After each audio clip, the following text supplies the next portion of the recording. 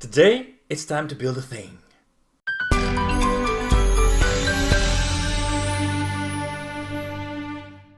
Hello and welcome, dear viewers, to my small hobby YouTube channel. My name is Tomo and today we're going to be building a motorcycle. Moto Guzzi! So this is the Tamiya 1/12 scale Moto Guzzi V10 Centauro in 1/12 scale from Tamiya. It is a beautiful bike and I really want to build it, and now I'm going to do it and then I'm going to show it. So in that order. But first let me give you some information about the bike. Whoop. So now that it's up there, I can share with you some basic information about the kit. The kit itself has 3 sprues. The black, the gray, and the chrome sprues. The gray sprues have like the engine parts, the brakes, the transmission, the calipers and stuff. The black ones have basically just bodywork and the chassis. And the last sprue is the chrome sprue, which is, chrome stuff. It also has very beautiful tires, real tires, real rubber. Some vinyl tubing, like, for tubing, the spring for the suspension.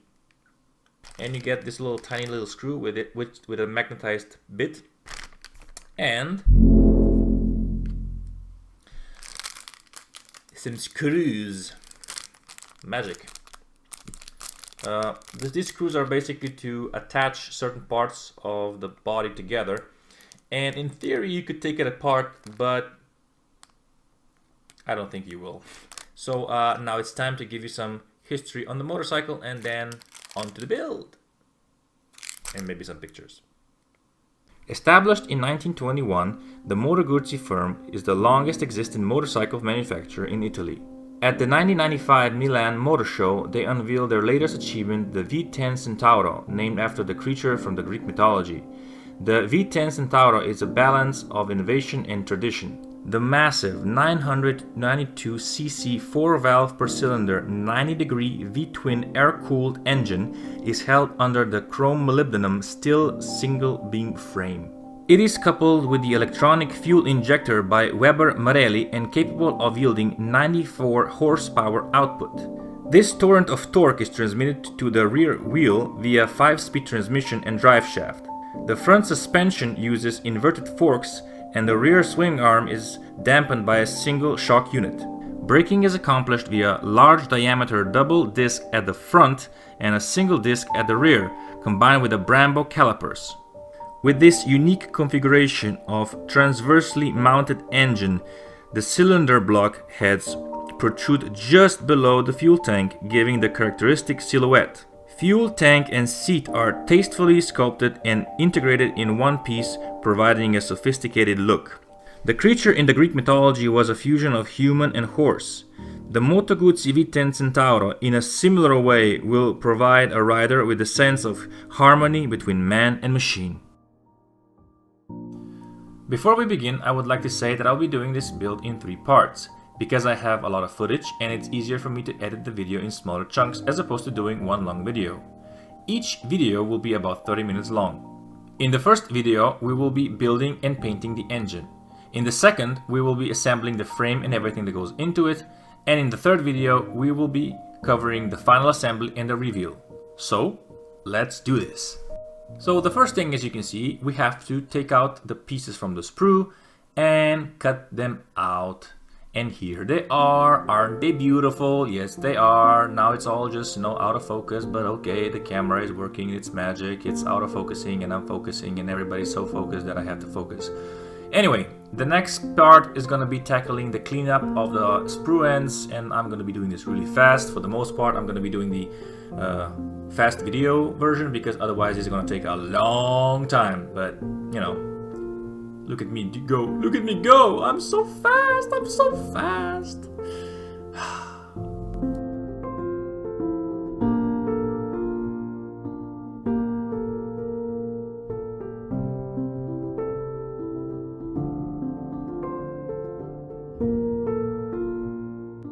Now that I've cleaned all the parts, here I'm just basically test fitting all the parts together to see if I have to clean something more or, to see how it fits before I do the final gluing.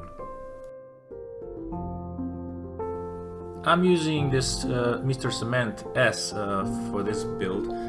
I have lots of glues, I just happen to have this one the closest, that's why I took it, no particular reason. But it has the same applicator as the Tamiya one, and it has like a capillary action where the glue or the cement actually just follows the seam lines and just makes it all pretty and lovely, and it's so nice.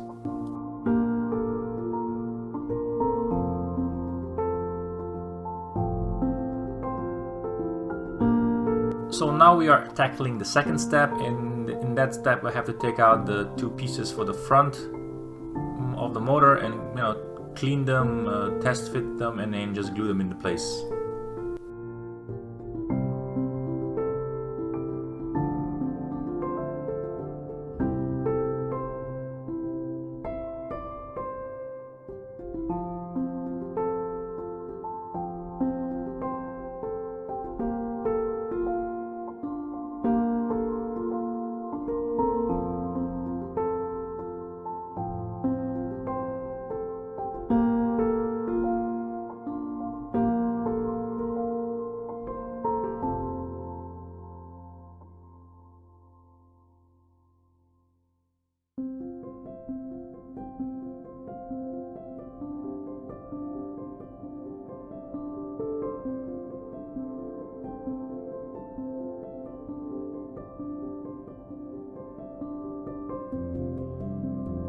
And we are already on diagram 3, which is the mounting for the air intakes.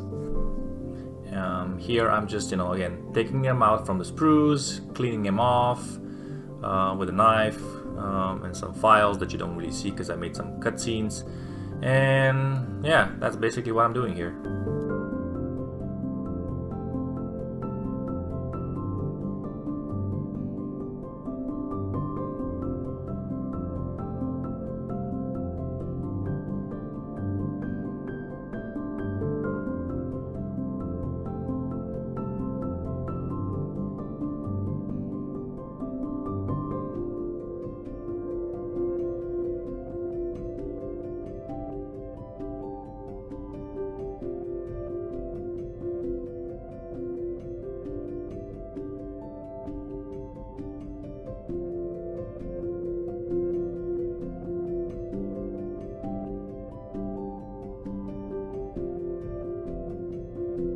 After I glued everything on the motor, I'm just test fitting these last parts together to see how they're gonna be together, how they're gonna be assembled, and how I'm going to paint them, because at this point I'm already thinking ahead, how am I gonna do this? This is the motor. It's been assembled, glued together. Quite a sexy piece of machinery, I guess. Now it's time to color it. And it has the motor is colored in different colors, but I think I'm gonna give it a base coat of black, because some parts, smaller parts, are black, and then I'll just go on top of it with the metal colors that are required for the build. And in here I have some extra parts which I don't really know how to tackle at this moment, because there's colored in different colors. Now it's probably a good idea to color everything in black and then do the individual things by hand, but I don't really know if that's going to be feasible, because there's not a lot of space here to do this, but I'll see. The main color is like this, but also mixed with X11 if I'm not mistaken. And for the black color, I'm just gonna use this semi-gloss black, because there's parts that are semi-gloss black anyway. So yeah, that's the next part. I've decided to use liquid mask from Vallejo. This is like a natural resin. If you don't know, it kind of is used to put on parts of the pieces that you do not want to cover with paint, so you don't have to scrape the paint off once you paint it. It basically makes a little protective film, and after the painting is done, you can just scrape it off, and it's gonna be, plastic surface is gonna be exposed like it was before. So I covered all the small parts with the exception of this one. I don't want to do this because it's pretty small and I can scrape stuff off. But I've done it to all of these parts that need to be glued on the part of the motor. And when this dries, it's gonna make like this film. When you take this mask off, sometimes it leaves like it kind of takes some of the paint off from the edges, but if that happens, I'll just touch it with the small brush and it's gonna be fine. Yeah, that's the plan. So painting it is then. So you'll see in my videos that a lot of times I'm using Tamiya paints because they're just awesome. I love them. Maybe I'm a little fanboy, but you know, whatever. I do also have Vallejo and Revell paints, but for the most part I use Tamiya because they just work for me. When you take a new jar, you just thin it out and it's ready to go. Here I'm just, I was stirring it, making sure that it's nice and fluffy, nice and stirred, and then I'm putting it in my airbrush and wiping off the ends because this paint, when it dries, the lid can like really solidify on the jar and you have a hard time opening it. So yeah, I always clean it properly. So I'm spraying anywhere from 22 to 25 psi, and the paint, when it falls on the model, on the the motor, dries almost instantly. Almost. That's why I'm able to handle it pretty cavalier. It does take a little more time to dry properly, but when I'm doing this painting, it's no problem at all.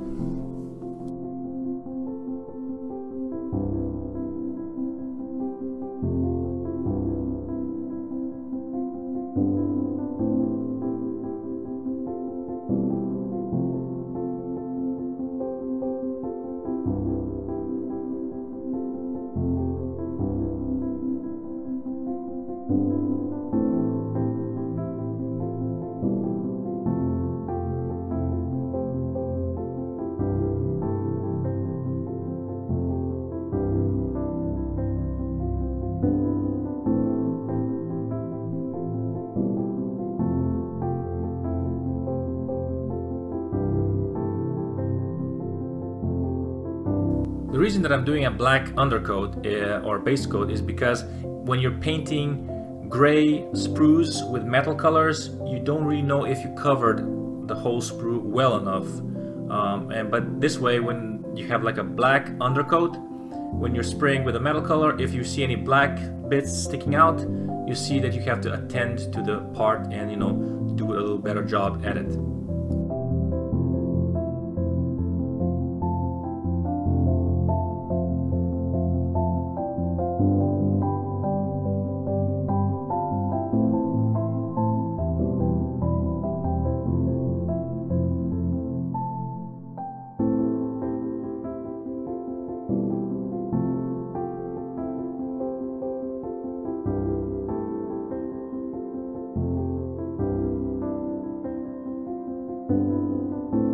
So here I'm just using normal 3M office tape.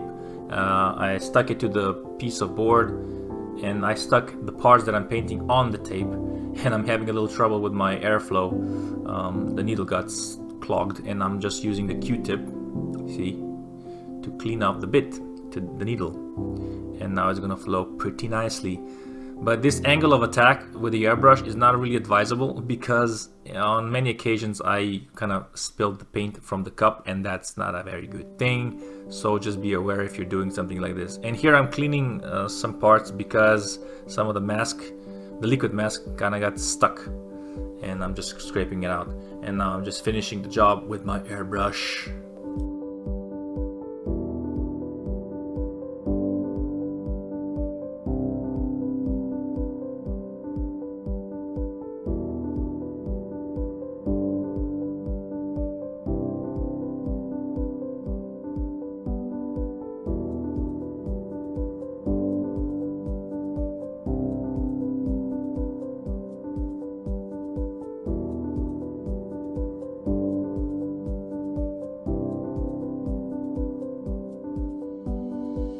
So as you can see, I have colored it in the black color. It's just this one, X18. Now I'm gonna wait until this dries fully. I know I'm handling it with my gloves, but it's not really dried yet completely, I think, because it's still tacky, but it doesn't matter, it's a motor. And I've also colored these individual parts, and then I'll have to just consult the manual and see which colors I have to take and color them individually. And after all that is done, I will glue them together, and that will be it. So next step, wait until it dries and then colors. Well, I've done the top cover, the gunmetal, off camera because I just forgot to press the record. I'm sorry. But yeah, this is how it turned out. It's pretty nice. Sparkly. That is sparkly. The rest of the motor is covered in a mixture of two colors. I believe they are this and this. Let me just check. Yes, indeed it is. So, wait. Yeah. So, XF16 and X10 in a ratio of 1:1. I will of course wait until this dries completely, the top, before I do any masking. Then I will do the masking part, which I probably won't film because masking stuff is pretty boring and it's really timely. So maybe like a time lapse, I don't know. Then I will go ahead and spray it. So yeah, that's the plan for the next process.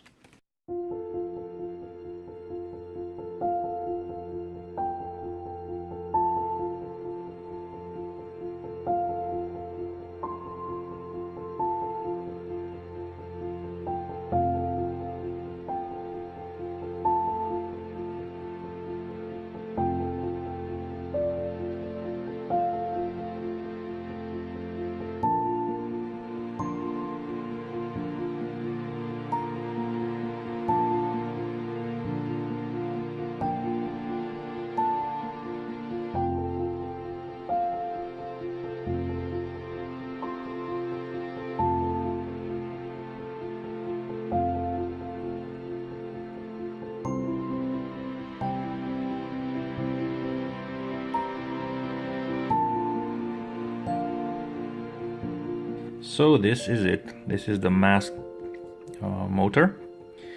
I'm kind of thinking now, or second guessing myself, whether or not it was the right idea to glue all the things together, but I think it's gonna work out fine. The reason that I say this is because it was really a big pain in the ass masking all these things, and you really, when you're masking, you have to do a very good job of masking because paint always finds a way to go beneath your masking job, and it can ruin a lot of things for you. But yeah, it turned out okay. Any little mistakes that I did, I will probably be able to hide, or not hide, but at least fix with a little brush action afterwards. I've also masked these little small pieces, and I don't need to mask these because they are just black the way they are intended to be. For the most part, I use this one, the Tamiya masking tape, the 6mm one. I do have a 10mm and an 18mm, but for this case I just use this small one.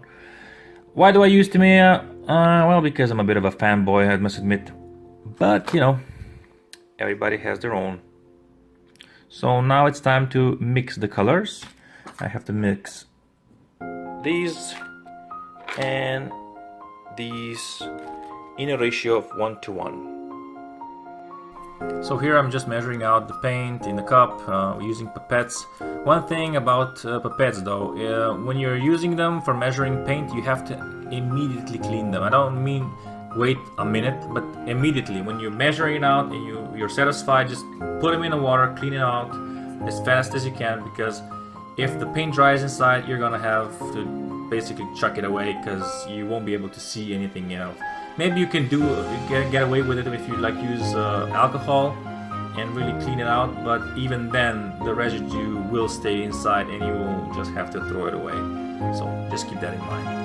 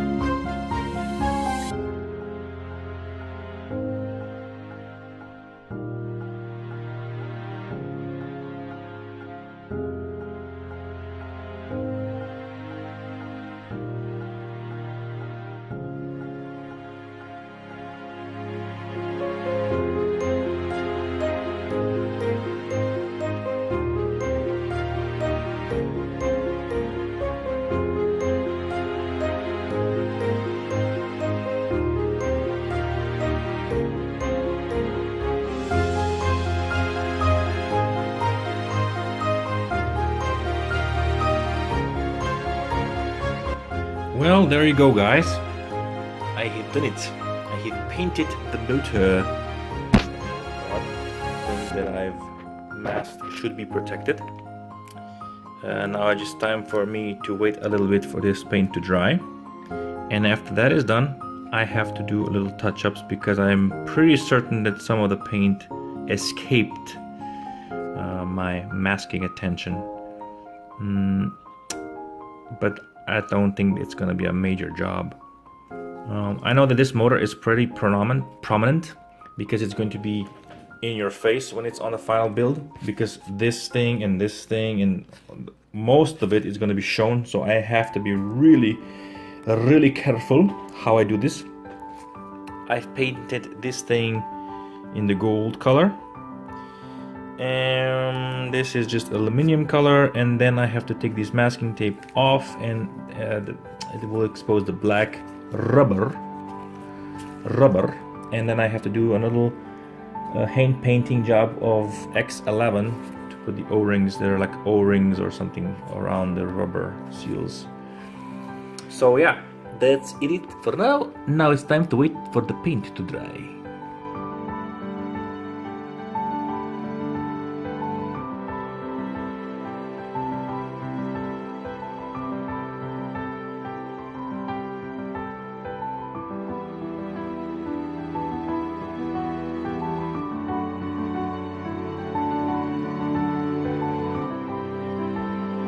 Well, not bad. There has been some boo-boos, like here for instance. The camera will focus. There's been some spillage of the paint on this part. See, this little part here is a little bit boo-boo, but I can fix this with a paintbrush. Overall, I think this turned out pretty good. I do have to attend some of the smaller details on the top side. I see that there's some small stuff that needs to be attended, but nothing really major, to be honest. I'm pretty happy with this actually, and surprised that it turned out as well. So yeah. On to the next one. These two smaller pieces that I had to do separately turned out pretty good. There's a little boo-boo on the edges, you know, some black paint showing through because I didn't mask it correctly, but it's not a big deal. It's not a big deal. I can fix this quickly and easily. I still need a little drying time because I see on the edges this kind of paint going off, but yeah. This one is good. This one, however, is a little bit damaged. Well, the paint didn't dry here correctly. You might see if I focus the camera. There's a little black spot showing through. That's because there was a big paint blob here, and I just touched it with my fingers, and now it's a little bad. But still, I can just take a little brush it off, brush it on and it'll be fine. Yeah, so that's it. So this thing, as you can see, I have masked it off. Previously I have painted it by hand, but I want to make it better because this thing is actually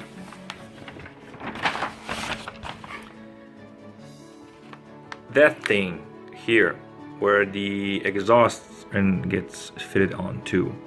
So yeah, I want to make this better, and I want to try something new. So I said, what the hell, I just masked it off. It's like a millimeter thin masking tape that I went all around the edge. Now I'm just gonna spray it with an airbrush, and the oversprays I will touch up with the black paint. So yeah, let's see how this goes. So this is the result. As you can see, it's much better. I'm really glad that I did that. Beautiful, beautiful. I think I'll still do some touch up with the black, especially on the back.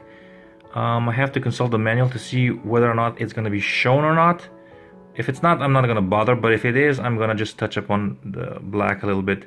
But I think this is just great. It's much cleaner, much more sharper. The lines are much better. So yeah, I'm really glad that I did this. It didn't take me a long time.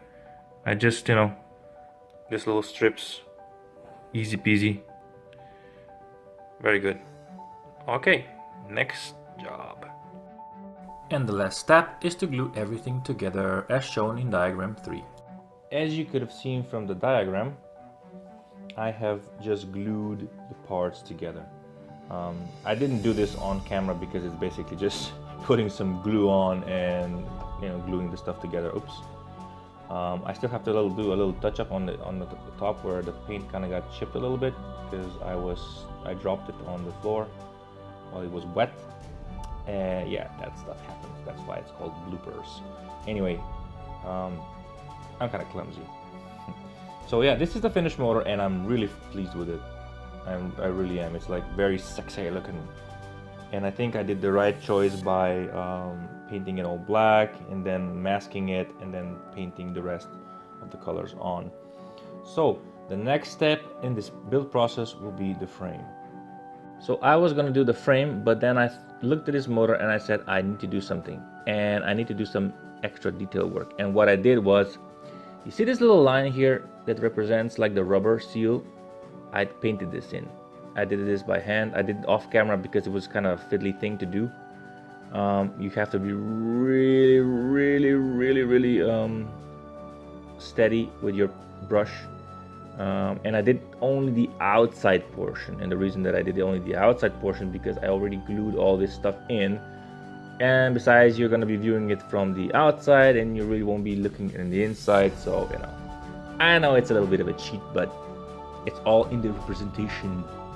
So I think I did a pretty decent job. I always try to do a little more on the next model, every model that I do. So, you know, I don't just do the same thing over and over again. I try to better myself with every build, and it's details like these that I think really make the whole thing much more interesting to look at when it's done. So I'm pretty happy with the results. Now it's back to the frame. The very last stage was putting on the clear coat, the X22 from Tamiya. I did 2 coats, then applied the decals, did some detail work on the bolts with the X11 aluminum color, and then sealed it off with the X22 1 coat again. And that's basically it. That's the assembly part of the motor done, and then the next video is going to be the frame and everything that goes in it. So, see ya.